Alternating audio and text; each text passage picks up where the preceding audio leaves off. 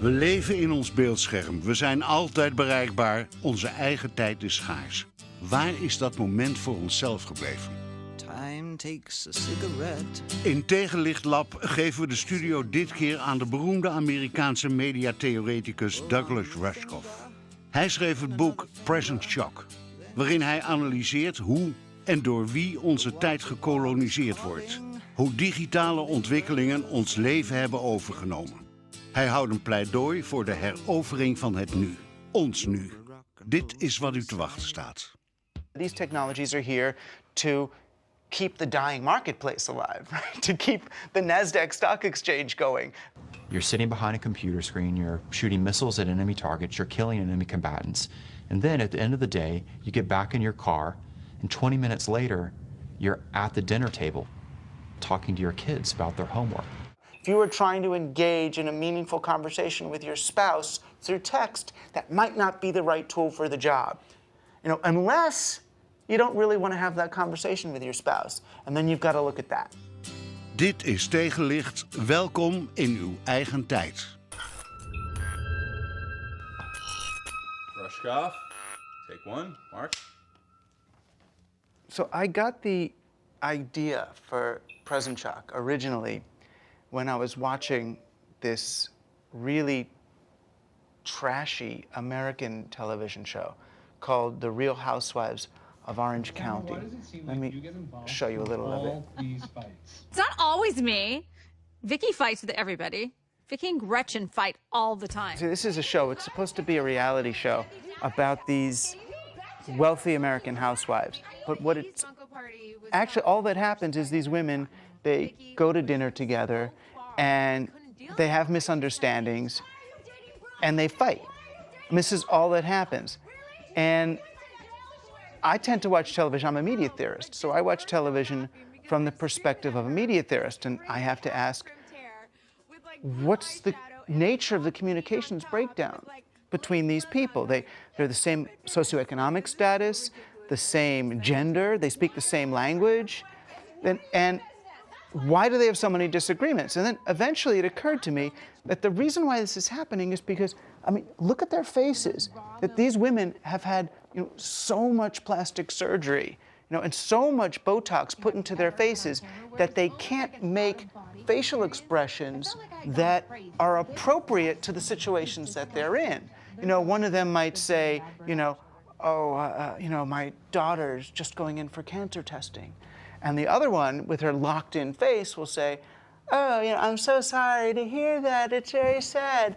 And the first one will say, oh, what are you thinking? You're lying to me.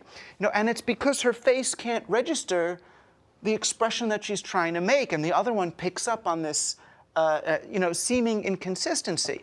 And what I realized was the problem here was that these women, because of all of this technology they now have, between the surgery and the Botox and the collagen and the Gore-Tex implants that they could put, they're trying to use technology to lock their faces at age 29, right? To lock the moment of age 29. And in doing so, they make themselves inaccessible to the moment they're actually living. Right? So they lock down a certain kind of time, but they lose access to the real time in which a human being actually lives. And the Greeks actually understood this. The Greeks had two words for time. One was chronos, which is time of the clock, like age 29. What time did you crash the car? Oh, I crashed the car at 4:01 p.m. Right? It's an exact time of the clock. The other kind of time that the Greeks had was something they called kairos. And kairos isn't time of the clock. It's not time with a number. It's more time as human timing, or time as a sense of readiness. We crashed the car at 4:01, but what time do you tell your father you crashed the car?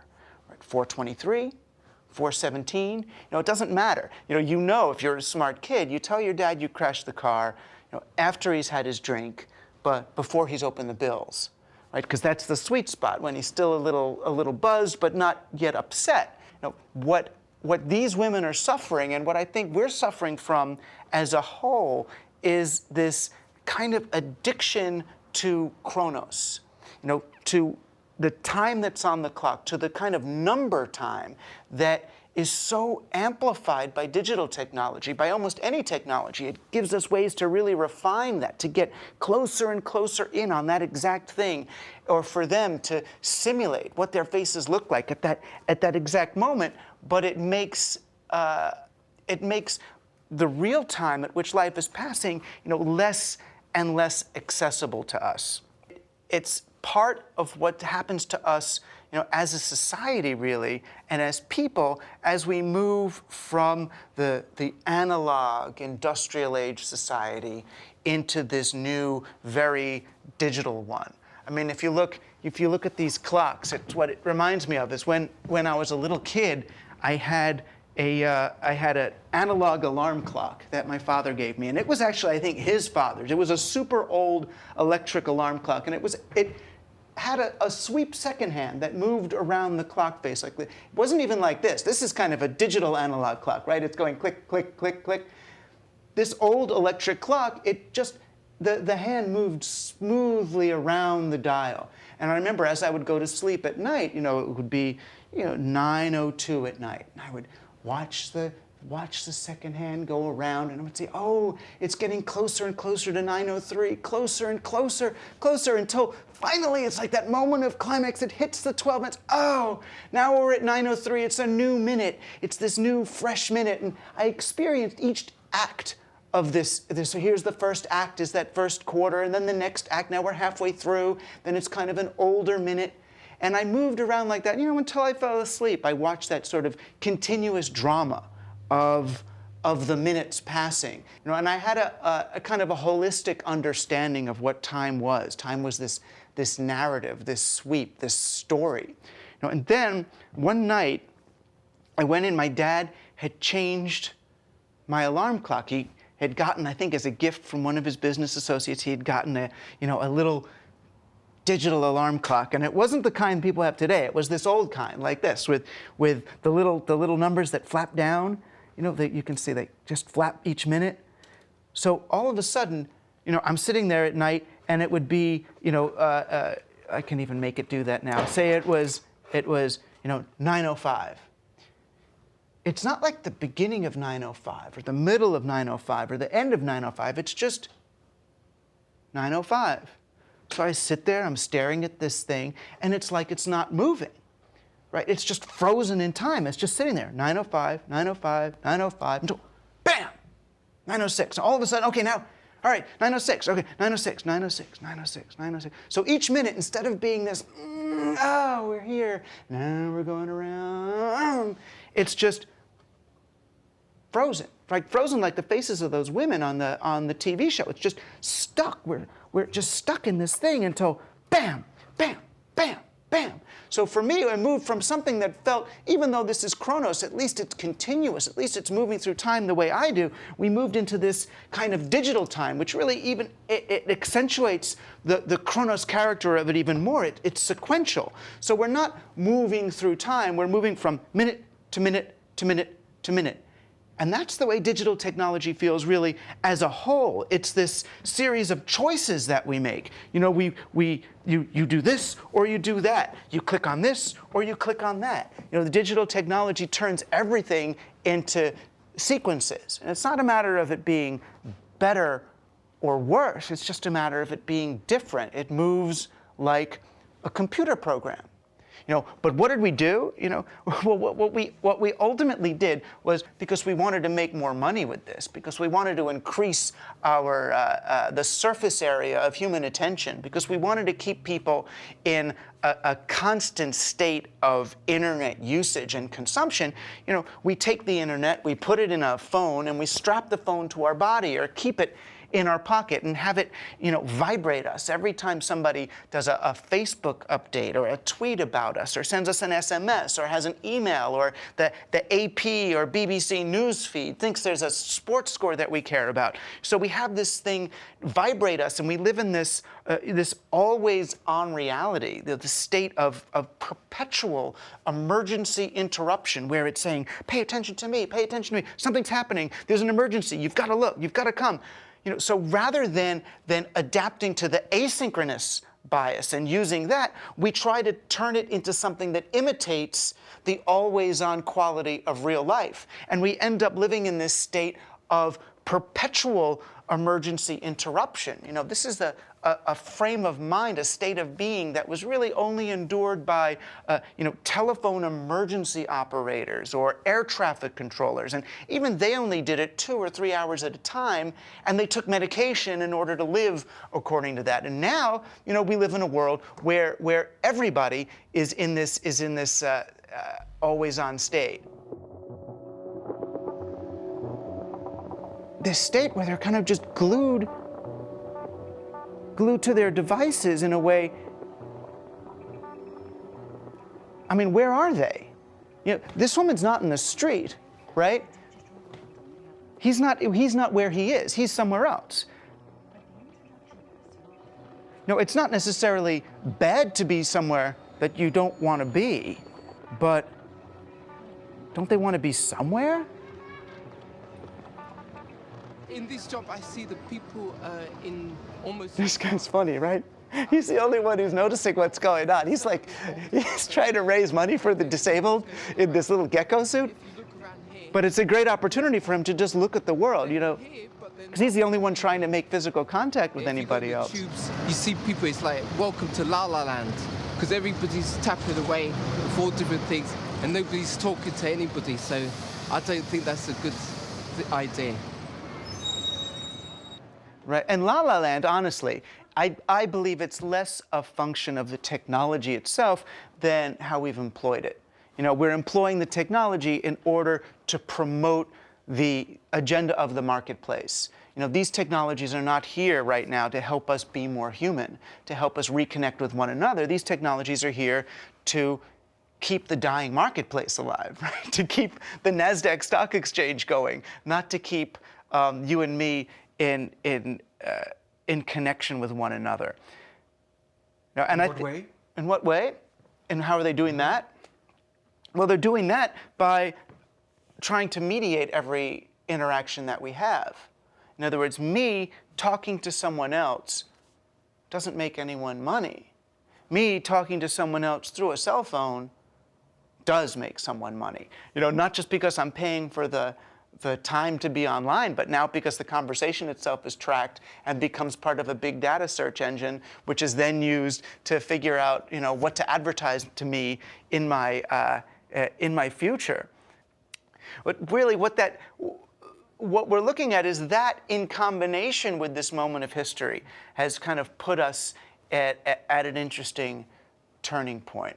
You know, the great futurist Alvin Toffler, you know, wrote a book in the very early 70s called Future Shock. And what he was looking at is the way that we were all, change was changing so fast. Change was happening so fast that most people felt like immigrants in the present. You know, there was so much unfamiliar stuff. It just change was accelerating and accelerating. And I feel like, you know, as we move towards the end of the 20th century, we were moving towards change and change. Everybody was leaning forward. But then we got to the year 2000 and we were no longer leaning forward. Right? We weren't in the 90s. We weren't partying like it's 1999. All of a sudden, we went from being futurists, thinking about the future, to being kind of presentists, wondering about the now. And just as that happened, you know, interestingly enough, just as that was happening, we got you know, 9/11, which you know, kind of further broke down that sense of narrative, that sense of leaning forward, that sense of infinite possibility. Was all of a sudden, oh, wait a minute. It was like the story was broken. So there was that combined with the impact of digital technology on narrative. The beginning of our digital empowerment over storytelling, over especially coercive, market-based storytelling, was the remote control. You know, the second great device, you know, was this. Remember this? Nintendo joystick. The joystick, most of us of my generation remember the place we were the first time we ever saw a video game. You know, and it was probably the video game Pong. Remember, with Pong was just, you know, 2 white squares on either side of the screen. They'd go up and there would be this little dot that you would, you know, boop, boop, boop, boop, boop, boop, and you'd go back and forth with it. I can move something on the screen. It was the liberation of the pixel. You know, just as the remote control deconstructed the content of television, the joystick demystified the medium. It demystified the pixel. You know, and then finally, you know, with the computer mouse and the keyboard, now we could not only change what's happening on the screen, but now we could express ourselves through the screen. So now the content on the monitor could as easily be content that I created as content that someone else did. You know, so we went from a read-only medium, a receive-only medium of television, a continuous storytelling medium, into this very you know, deconstructed, demystified, DIY, do-it-yourself medium. And at the same time, we have these devices that stop narrativity and turn us into a much more a much less narrative society, you know, and a lot of people, and they even think when I say this, they think I'm saying that this is something bad. Oh no, the story is gone, our collective myth. Oh, poor Joseph Campbell and the hero's journey, and oh, what's humanity going to do? What are our goals?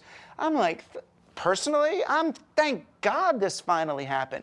You know, look, what was the 20th century if not a bunch of charismatic guys saying, I have this dream, I have this goal, and then everybody follow me, keep your eyes on the prize on this ends justifies the means journey towards my vision of the future.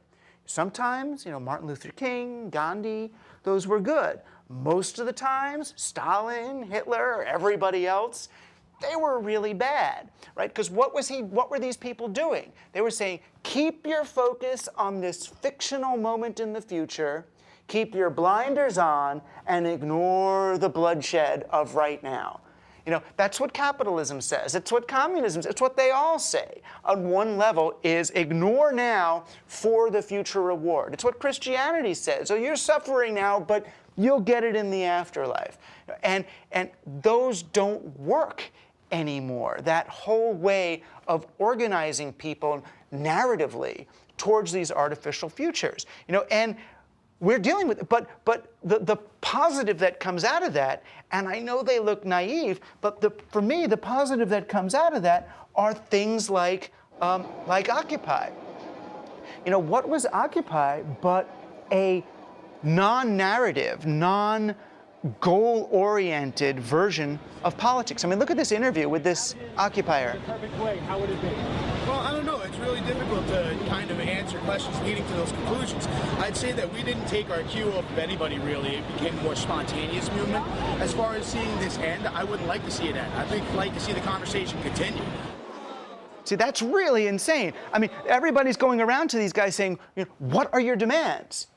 Well, we're not demanding something, we're doing something. Well, what is your goal? Well, we don't like to talk about it in terms of goals. Well, where do you see this thing ending?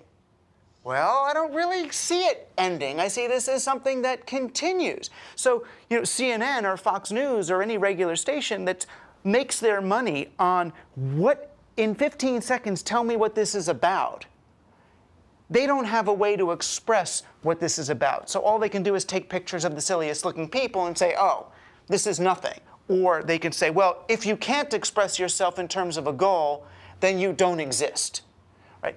But what Occupy was trying to say was, no, it's not about what our goal is, it's about our process. It's about our method. What we are trying to do is to develop a new prototype of human interaction that's based less on, you know, parliamentary debate, which is about a game with a winner and a loser, right? You have a debate with two different sides. They're going to fight until someone wins, and then it's over. Half the people are happy, half the people are unhappy, but we move on. To move from that to much more of a model of consensus building. We are all going to sit here and talk this out and figure out how to come up with something that actually satisfies the greatest number of people and makes the people who are unsatisfied the least unhappy.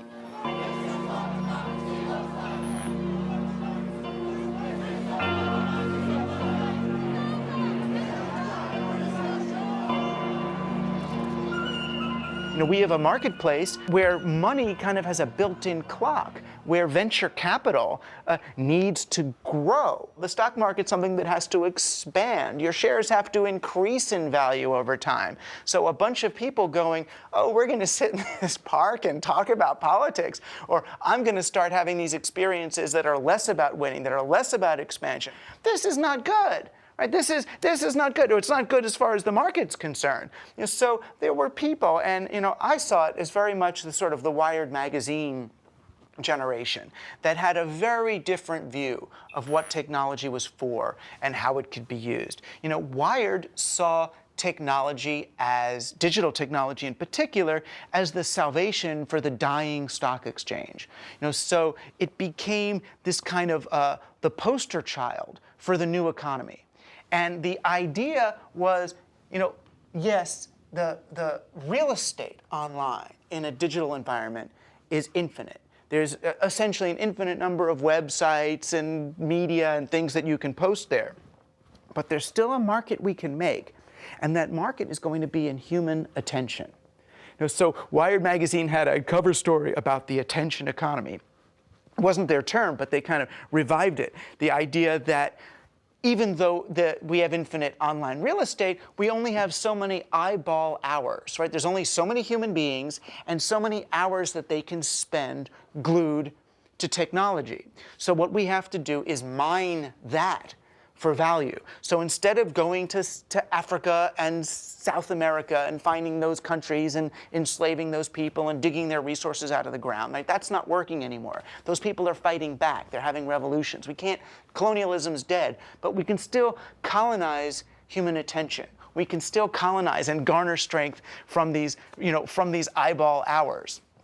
You know, and that's when we start to see all of a sudden kids who refuse to pay attention, kids who are using the remote control, you know, now, oh, well, that's not empowerment. That's not them redirecting their attention and taking charge of the narrative. That's a disease, right? So we start saying all these kids have attention deficit disorder. And we start, it's funny, one of my students actually gave me this because she quit, but we started giving them Ritalin. You know, Ritalin prescriptions in America went up by about 4,000%, at least last time I checked, since Wired magazine's cover that we're living in an attention economy. And is that coincidence? I mean, there's a lot of things we can say are causing attention deficit disorder and the massive, you know, seeming epidemic or outbreak of spectrum disorders, but I can't help but see a lot of them as an adaptive response to a world where the you know, Wired magazine's followers are employing every trick they can, every piece of technology they can to get these devices to be more attractive to us than other people, to get the smartest sound engineer out of Stanford to create a you've got mail tone that hits you in all the right emotional places to create that Pavlovian response. So I gotta see if I got more mail. I gotta see that interface of, oh, I can pull this down and see my tweets. Oh, there's new tweets. I mean, they're studying that. This is not conspiracy theory. This is science. This is called captology. B.J. Fogg at Stanford, that's what they study. That's the kids that aren't being paid to do one thing are being paid, you know, to do that. The market is trying to colonize and exploit your time and take it away from your loving, from your fucking, from your children, from your breathing, from your playing, and turn you into something else. You know, so everywhere I look, where people are trying to maintain these multiple identities in this fractious way, in this digiphrenic way, they end up screwed up. It is a complete cultural change for the Air Force. Pretty soon we will have more unmanned than manned aircraft. It's almost surreal. Come down to the ground. So you have these guys, they're in Nevada, right? Their real bodies are in Nevada, in the United States, outside Los Angeles. The planes they're flying are like out in Afghanistan and Iraq. All right, looks like we're by ourselves out here, 63 Bravo High, W6. This isn't a video game. This is a real airplane flying through real airspace. You need to be able to think through a three-dimensional problem that's located 7,500 miles away from you. Room, 10 Hood. The biggest risk that we accept is that detachment from it. real live weapons, doing a real mission. I try to ensure that people understand there are people who are counting on us to do the mission.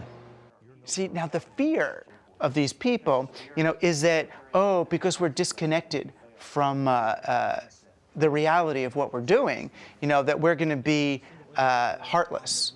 That, oh, this is long distance and it's in VR, so we can just blow up people like a video game and not feel anything about it.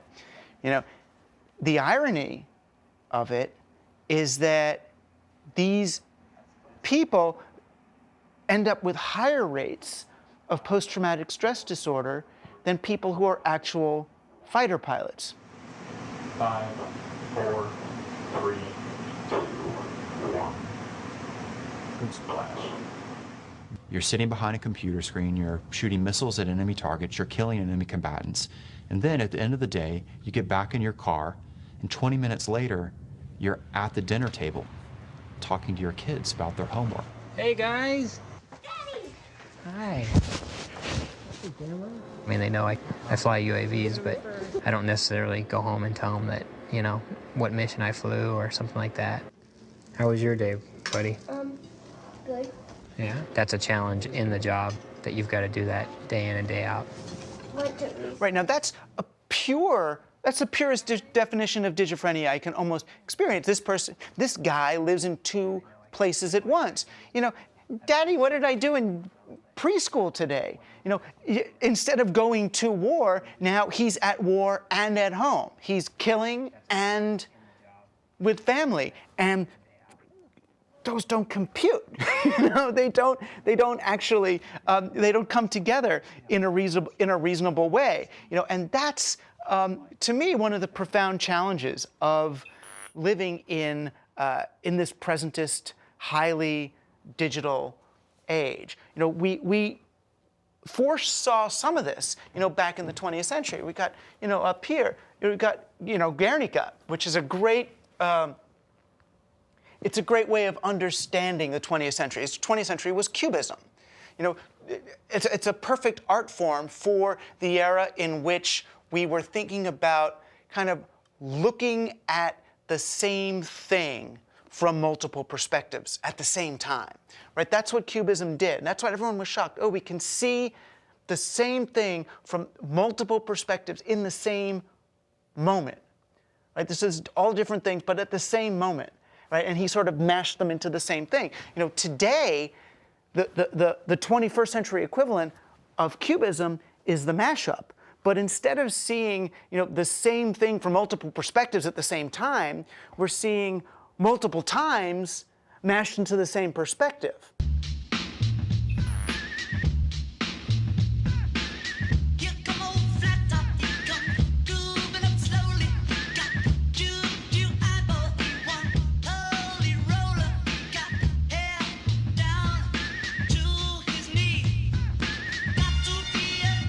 So the idea here is you can take, because of the recombinant cut and paste quality of digital, not just digital culture, but digital recording or digital society, you can take all these different times and smush them into the same place. What does that do to time, right? It obliterates what we think of as time, in literal time or linear time, and creates this not wrong, not bad, but a very artificial kind of a time. It's a synthetic time. But this is people really trying to take charge of the sensibility that the drone pilot is suffering from. On the bright side, what that means is we can disconnect from the, for the most part, false narrative about our civilization, our society. Oh, the great journey that we've been on as a people and our nation and our conquest of all these others.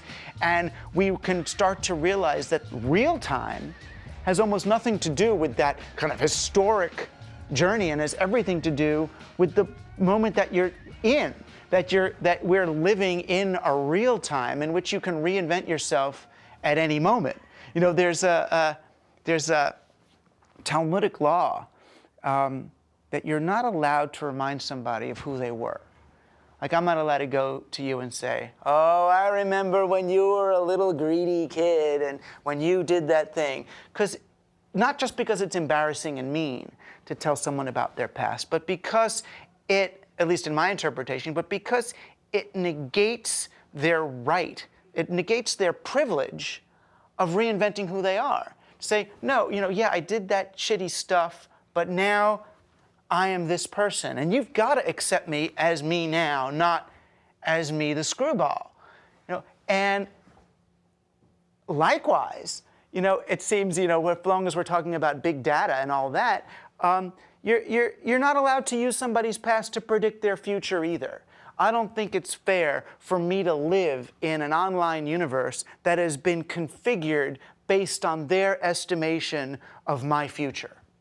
They're not allowed to get to my future before I'm there. Even if they know I'm going to be gay, that I'm going to get married, that I'm going to get divorced, that I'm going to go on a diet, even if they know that the high probability of that future, they're not allowed to deliver that future to me until I'm there. Because until I'm there, there were other possibilities. But if they start marketing all that stuff to me, I'm much more likely to go down one of those rabbit holes rather than be the unique, alive, anomalous person. What keeps society alive and strange and unpredictable are those people that choose that other 10%, that choose that path less chosen, right? The path less taken. So I think that the danger here, if we don't celebrate it, if we don't celebrate the autonomy associated with it, is that we end up going down the more predictable path, that we become more and more machine-like. And that's, I guess, is my biggest fear, is that, when I talk to my peers, my other, whatever we are, digerati, techno theory people, right? These guys are all into this idea of the singularity.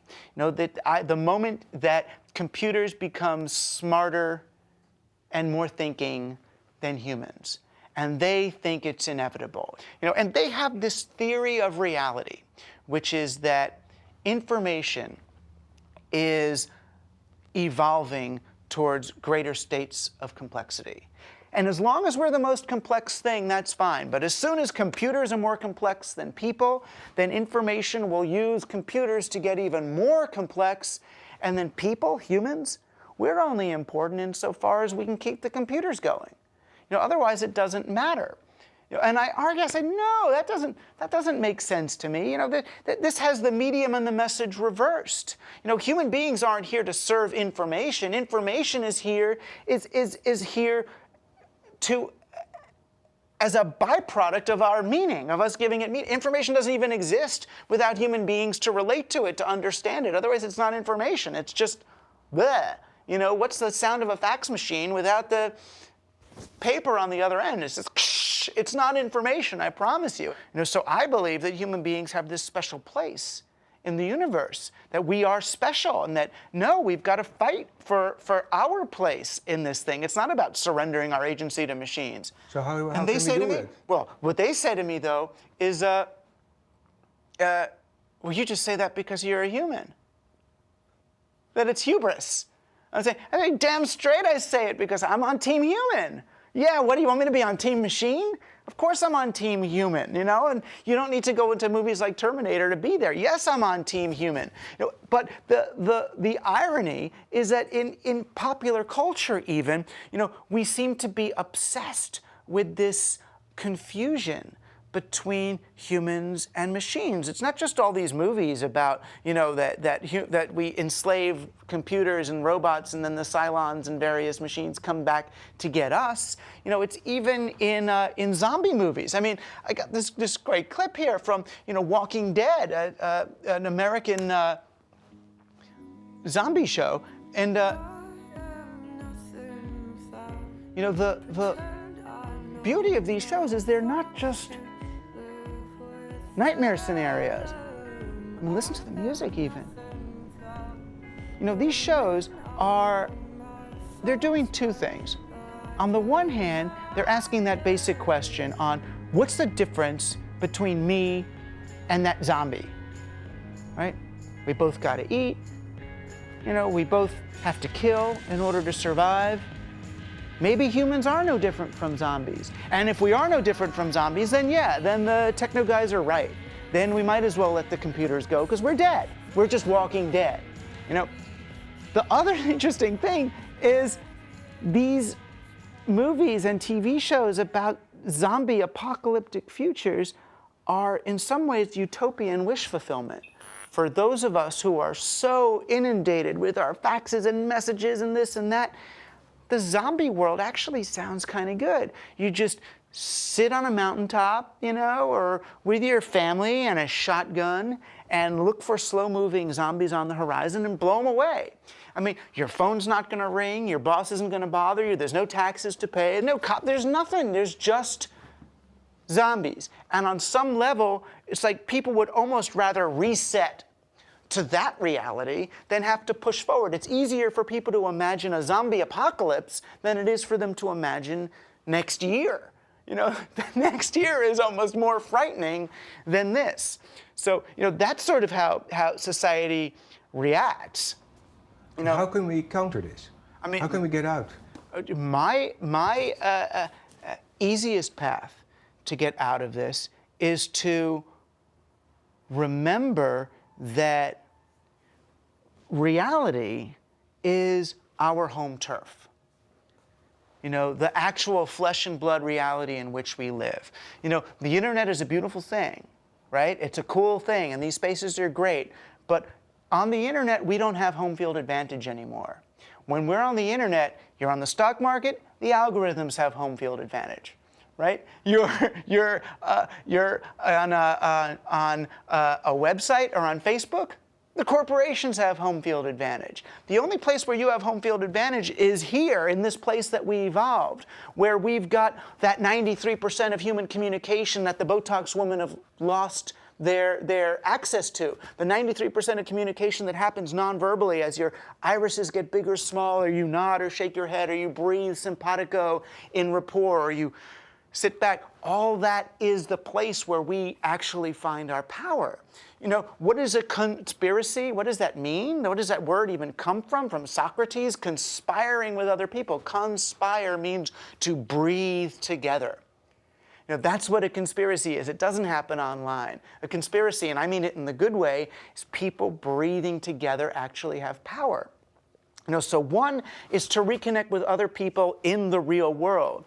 The other is to reclaim the biological, natural clocks that actually run your system. What we're just discovering now is that in the 28-day lunar cycle, more things happen than a woman's menstruation. You know, we've all been living with the moon for a long time, and it's one of the ways our bodies actually reset some really profoundly powerful clocks. So what we're finding is that in the 4-week lunar cycle, in the first week of a lunar cycle, we tend to be dominated by acetylcholine. Right? Acetylcholine is a particular neurotransmitter that kind of makes you peppy and energetic and open to new ideas and friendly and childlike. In the second week, we're dominated by serotonin, which is great for working and getting through things and giving you great endurance. You know, in the third week, we're dominated by dopamine. You know, dopamine, that's not going to be a week when you're going to get work done, right? Dopamine is a party drug. It's the time to have fun with other people. You go drinking, relax, look at the work you've had, eat. You know, in the last week of a lunar cycle, you're dominated by norepinephrine, which is kind of a fight or flight response. So it's when you're going to be in a cold, kind of calculating state. It's great to do structural analysis, you know, organize your portfolio, decide on the chapters of your book, restructure your organization, you know, but don't try to forge a new relationship right then. You know, that's when you're going to be kind of cool and collected. You know, if you understood things like this, if we did as individuals, we can start to schedule our lives in a way that kind of conforms to our biological reality rather than continually trying to twist our biological reality or drug it, you know, in order to conform to something else. It's like, oh, I'm in a bad mood, I better take some of this drug. It's like, no, you're not in a bad mood. You're just not in the right mood for that.